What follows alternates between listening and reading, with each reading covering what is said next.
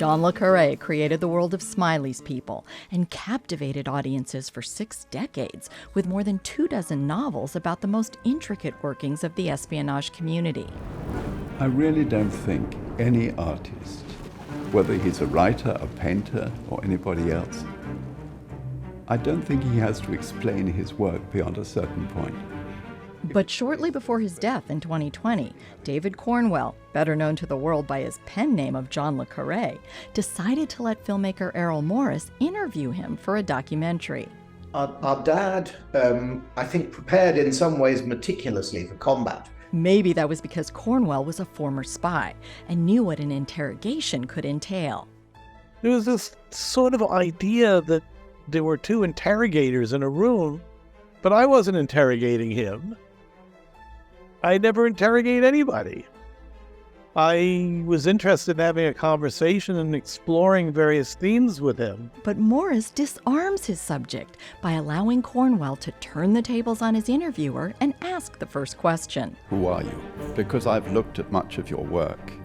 Sometimes you're a spectral figure, sometimes you're God, and sometimes you're present. I needed to know who I was talking to. Were you my friend across the fire? Were you a stranger on a bus? Who are you?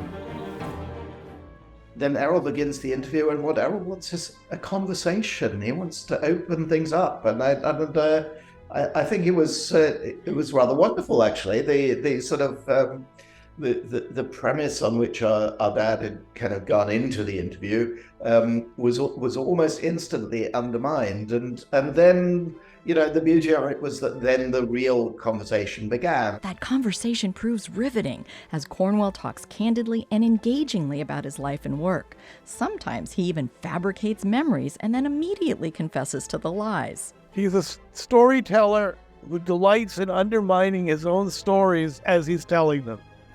Cornwell emerges as such a delightful, contemplative, and brilliant man that you wish the film would go on for another hour. He really actually is a truly ethical, moral human being, believes passionately in right and wrong. And that seems rare today.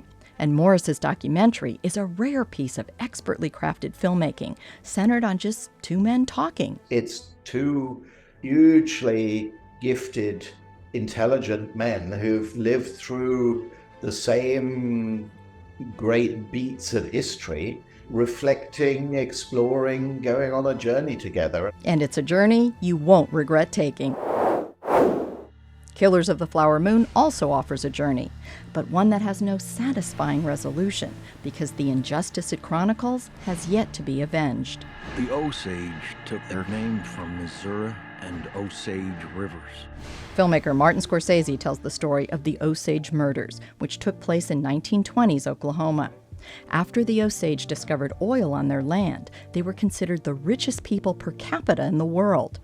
That led to a sinister series of killings known as the Reign of Terror, and committed by greedy whites trying to take control of the oil. Well, we mix these families together, and that estate money flows the right direction. It'll come to us. As always, Scorsese displays a masterful sense of craft and elicits phenomenal performances from Lily Gladstone as Molly and Robert De Niro as the seemingly kind William Hale.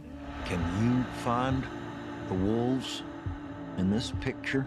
Scorsese has said that he wanted to reframe the book to place the romance between Molly and Ernest at the center and to use it as an allegory to reflect the way America betrayed the Osage Nation and, on a larger scale, Native Americans. But the problem is, Leonardo DiCaprio's dour performance as Ernest left me unconvinced that he could woo and win Molly. That's how you are. I don't know what she said, but it must have been Indian for handsome devil. As played by Gladstone, Molly seems far too smart to fall for the dim-witted Ernest. And even though the film focuses on Molly, it's not really her perspective. She exists in an almost entirely reactive role, and she even disappears for a good chunk of the film's 206 minutes. And while the film does a respectful job of depicting the Osage culture and brings to mainstream attention these horrific crimes, it's still an outsider's point of view. I feel like if it were an Osage perspective, there might be more outrage and anger at these injustices. Scorsese even chooses to end not on Molly and her processing of all the criminal things done to her family, but rather on white insensitivity, which we have already seen far too much of. Thanks for watching. I'm Beth Accomando, KPBS Arts and Culture reporter, and I cover everything from galleries to film reviews. So check out the playlist and subscribe. And thanks.